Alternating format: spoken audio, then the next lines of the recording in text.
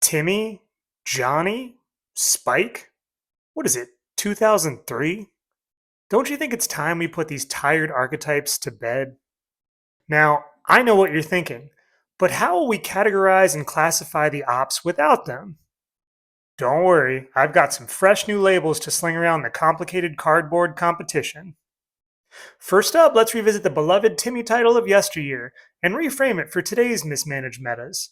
After all, we still have big, stompy creature decks spilling out in our pods on the regular. But Timmy feels too docile, too unassuming.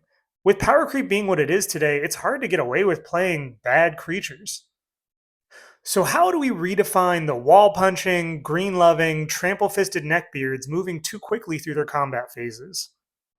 I give you the Kyle God. The Kyle God loves playing big mana monsters with trample, with double strike, with haste, with more +1/+1 counters than anyone has the dice to track. The Kyle God plays these creatures and turns them sideways with a sinister smirk. However, the moment you fog, the facade falls. The smug sense of satisfaction subsides, and a deep well of discontent starts to bubble up to the surface. And then there are board wipes. Have you ever seen a grown man rage quit a trading card game? Has this ever happened to you? You could argue that a Timmy player conceptually evolves to become a Kyle God the deeper they sink into the game and their wallets. Perhaps the gradual shift nudges them beyond that initial jovial mindset toward a sense of entitlement unique to aggro players in the format. 12-12 go boom until it does not, I suppose. But enough about KG, let's move on to our second selection, the Secret Spike. As the lines between casual and CDH blur to the point of complete obsolescence, I'm sure we've all noticed a surge in this particular brand of air quotes competitive casual player. Typically mutters something to the table about playing a bracket 3 as they shuffle up a triple sleeve deck that could cover the cost of a down payment on some reasonably priced metropolitan real estate. The Secret Spike exclusively plays casual commander, but closely follows the CDH meta for secret tech and dumps half your household's yearly income on compiling cards from the fabled reserve list. This can be something of a double-edged sword, however, as there's a certain kind of shame one can only sink into after sitting down with a $10,000 deck just to lose to an unsleeved precon straight out of the box. You absolutely love to see it. Next up, we have the Reverse Storm player. To be fair, you have to have a pretty high IQ to understand what's happening in a Reverse Storm deck. At first glance, Reverse Storm operates in a similar technique and tempo to your traditional Storm decks in that it compiles and compounds numerous convoluted game actions and interactions that stretch the canvas of a single turn into 20-minute territory. The key distinction here is that Reverse Storm players spend just as much time taking back any number of spells or actions as they attempt to resolve cards and effects they don't completely understand. And as the rest of the table explains the self-contained consequences of their own effects, they decide to circle back and try again ad infinitum like the EDH equivalent of Groundhog Day. Read your cards, read your opponent's cards, act accordingly. Here's one I'm reluctant to name, as I don't want to somehow manifest more of this vibe in my general vibosphere, but I set out to make this list, and I can't knowingly omit the more sinister elements, and in doing so, betray you, the viewer. I call this player General Griefus. Get it? Okay, admittedly not my best work, but I couldn't commit too much thought or energy to this one, lest I slip into rage ranting in my truck territory. Call them what you will. This player is toxic, bordering on infect. Get it? This is that motherfucker that takes tremendous pleasure in making the game nigh unplayable for one or more opponents. They typically drift from pod to pod like a harbinger of doom, materializing from the shadows of another table's broken spirits. It's just stacks. We don't have to talk about it. You know what it is. It's stacks. They're playing stacks.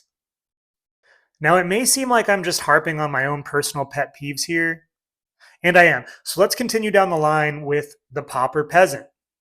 Now, I know what you're thinking. What does Pauper have to do with Commander?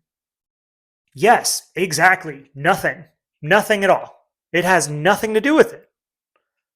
For the sake of clarity, let me say this is not exclusive to Pauper players. The standard simp just doesn't have the same ring to it, in my opinion. The Pauper Peasant prefers to play an alternative format that no one else in your pod has any interest or investment in, but will not stop bringing it up.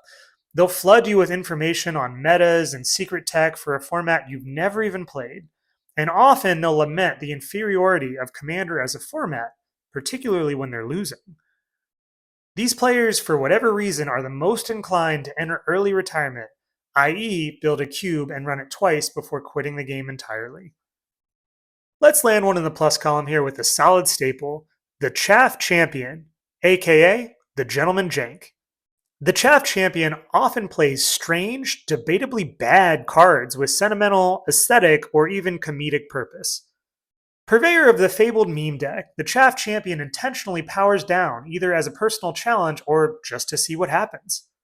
How does the old adage go? Men fear me, women misunderstand me, I make love to fish? Something along those lines. Here at the International Misplayers Club, we salute this unsung hero and all the bizarre interactions they bring to the casual experience. Now we come to the Proxy Effect. Let me just preface this by saying I support proxies, okay? Do not at me, dude. They're fine. I'm good with them. They're great. I love proxies, okay? The preventative nature of Magic's secondary market and the varied financial backgrounds of its player base make for a pretty uneven playing field on paper. Pun intended. So if a 20-something barback who got into the game last year wants to sit down and play with someone who's been rocking a set of OG duels since they first released, then is it not fair for them to meet in the middle somehow? Does it hurt anyone to print proxies? Maybe Hasbro to a decimal point that my feeble mind can't even process. Anyway, my point is, proxies good, corporate America bad, moving along. The proxy effect is what happens when someone gets lost in the sauce that is custom proxy art. We're talking 100 big titty anime altars. Yes, even the lands. You look down at 15 to 25 permanents on the field and have no idea what the board state even means for the game, for yourself, for our society as a whole. Even the playmat boasts a large-breasted, cat-eared cartoon you can't glance at for too long for fear you'll somehow switch places with it. Now, I'm not clutching my pearls by any means. I'm not here to yuck anyone's unsettling yum. And as previously stated, I'm in full support of proxying whatever, whenever. I just need to know what the hell your cards are and what they do. Give me a card name, give me some rules text on the card, and if it's not asking too much, maybe some aesthetic nod toward what the original card was, as the art has become something of an unspoken shorthand for quick table reads. I'm not even against full art alters necessarily. I even have a few Notes app ideas for my own deck plans. I just think we're leaning a little too hard into the stereotypical asocial gamer trope, and some of us, not saying who, could stand a night or two in horny jail. Next up, we have a personal favorite of mine, the Whopper Jr.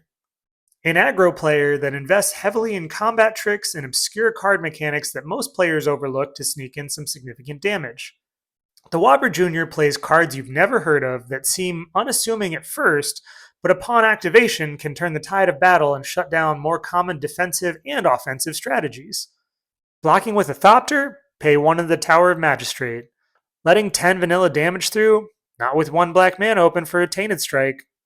There are, of course, more straightforward examples like Heroic Intervention or Overwhelming Stampede, but the Whopper Jr. prefers to wander off the beaten path, employing often overlooked and situationally specific tech that you have to read 2 to 3 times before you pass priority. 10 out of 10. No notes. All right, let's keep it going with the Persistent Politician. Not to be confused with Persistent Petitioners, but similarly frustrating under the right circumstances.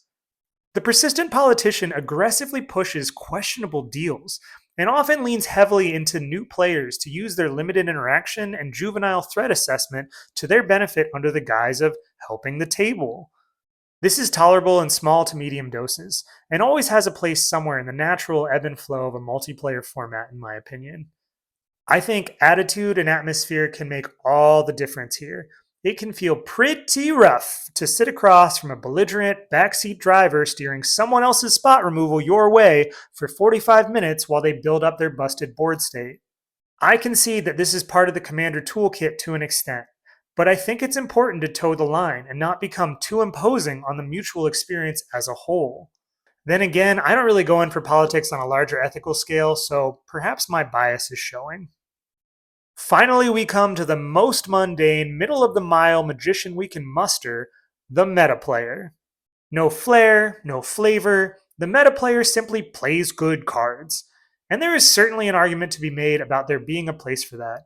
I would simply suggest that Casual Commander doesn't feel quite like that place. Now, hear me out. Hear me out. Hear me out. You can do this. I take no personal issue with you net decking and tuning your decks all the way up. I just feel like it's not that much fun for you. Like, okay, I will watch you tutor and tutor and tutor the same three cards game after game, and maybe I'll get a little salty at times, but really just makes me feel sad about the state of the format when I hit too many tables with people like this. There is so much joy to be found in pet cards and complicated jank, and then also in flavor pill decks or personal deck building restrictions. I think you can really do yourself a disservice by rejecting that creative element, both in preparing the deck and learning how to pilot on the fly. The meta player is essentially the closest you can get to an AI player in kitchen table magic, and something about that just doesn't sit right with me on a spiritual level. But go off, comma, I suppose. Anyway, how do we feel about the new verbiage? Yay, nay, a nasty non sequitur? Hit me with something in the comments so I know it's real. And don't forget to subscribe to the page so you can be among the first to disagree with a ton of new and equally questionable content as it drops. I guess that's it. I think we're probably done.